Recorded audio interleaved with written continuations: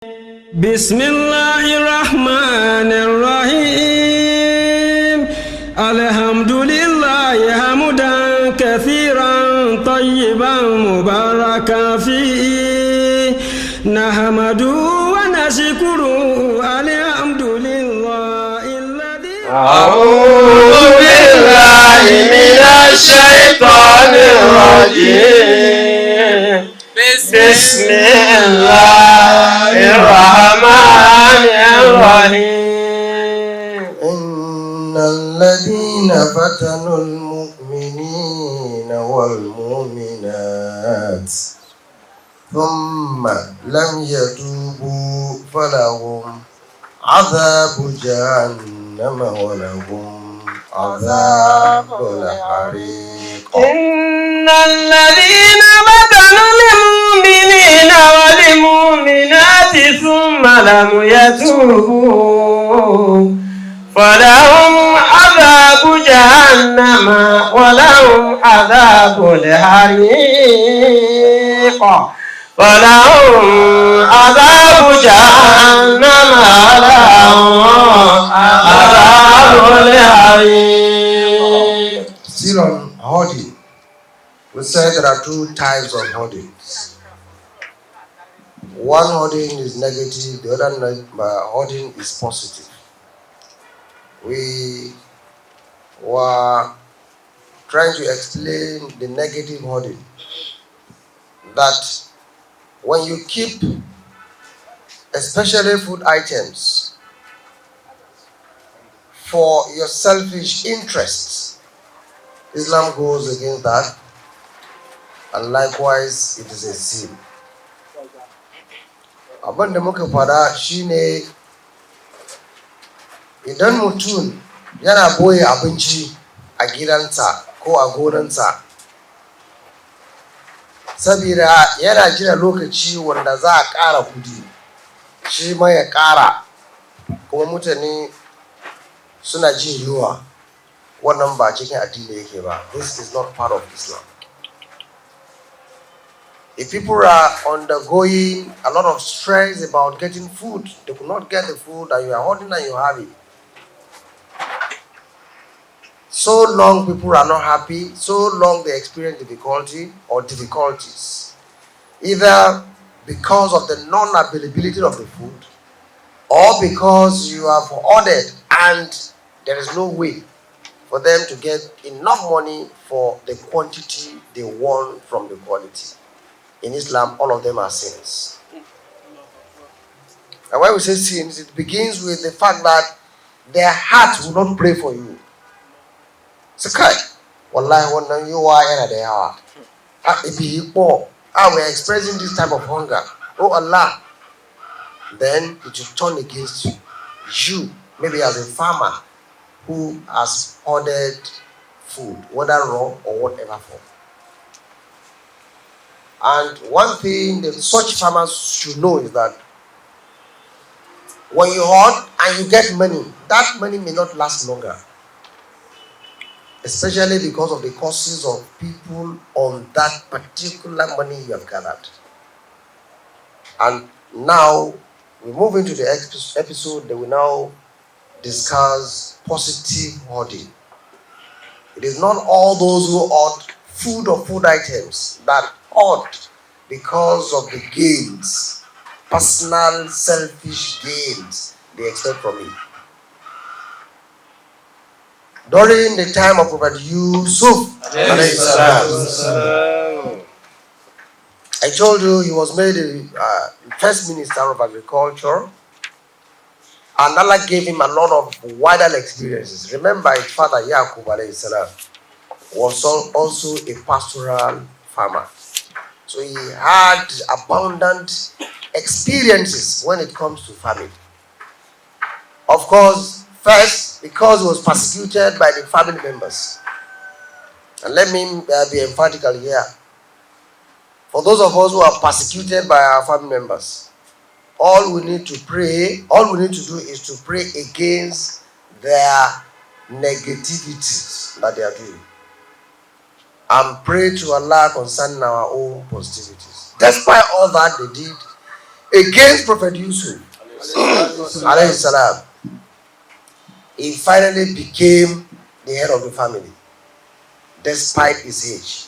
Secondly, having turned to head of the family, Allah made those who persecuted him, those who planned evil against him, to come back to him to ask for assistance. And the greatest assistance for that matter. You know, number one assistance is what? It's food. I said it in one of the episodes. If I don't have money in my pocket now, nobody knows. If I don't have my account, nobody knows. But when hunger comes, hunger strikes. And you start turning skeleton. It is then people will know this man is undergoing something. So Allah made all those who plan against him to come back to him and ask for food. And one spectacular thing here was then, still is, that they had no any other option apart from going to Yusuf.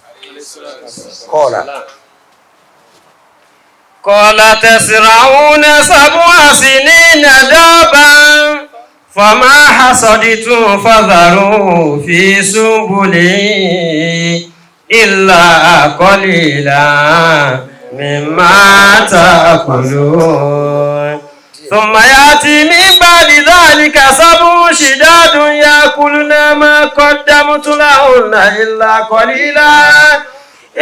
قليلا مما تحسنون ثم يأتي من بعد ذلك عام فيه يغاث الناس وبه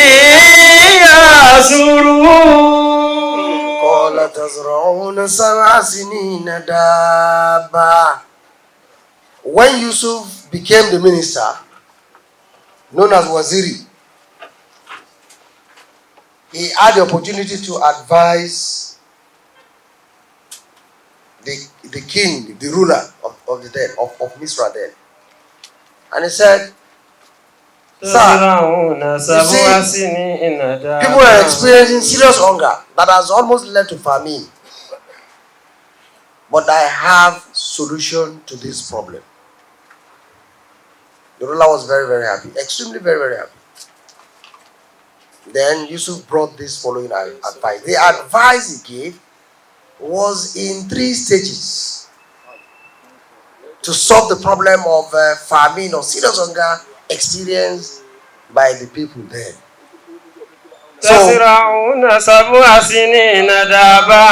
said, what we will do first is to plant our crops for 7 years. We will not touch those crops. Let us leave them so that they start growing. Then after the first 7 years, فَذَرُوهُ فِي سُنْبُلِهِ وَمَا حَصَدْتُمْ فَذَرُوهُ فِي سُنْبُلِهِ إِلَّا قَلِيلًا مِمَّا تَأْكُلُونَ. Then part of what we are going to do is to leave those crops. Leave them within the farm. Nobody will touch and nobody will eat. By the time we have the harvest, we are going to smile at it. إِلَّا قَلِيلًا.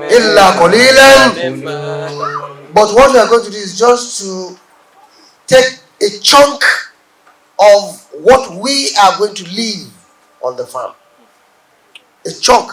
Let us manage the little we are going to get out of it to eat. Then the rest will leave. Behold, the king accepted. ثم يأتي من بعد ذلك 7 شداد. And you should know that we are going to have subsequently some other months or times of the days where we are going to experience serious difficulty about food. We need to endure. يأكلن ما قدمت لهن إلا قليلا مما تحسنون. يأكلن ما قدمت لهن. We are going to eat from what we have produced before, but still قليلا. ثم يأتي من بعد ذلك عام فيه يغاث الناس وفيه يعصرون. Then we are going to have another year, another season, meaning season that will follow. Then we are going to enjoy exactly what we have endured. I repeat, we are going to enjoy exactly what we have endured. Is this not similar to the case of Nigeria? Allah is Allah of yesterday, Allah of today, Allah of many tomorrows that have not come. So Quran speaks of yesterday, speaks of today, even the tomorrow that we may not witness. The Quran speaks about it. So is this not a similar thing we are experiencing in Nigeria? But the difference is that Prophet Yusuf alayhi salam was able to bring a solution. What is the solution to Nigeria agricultural system?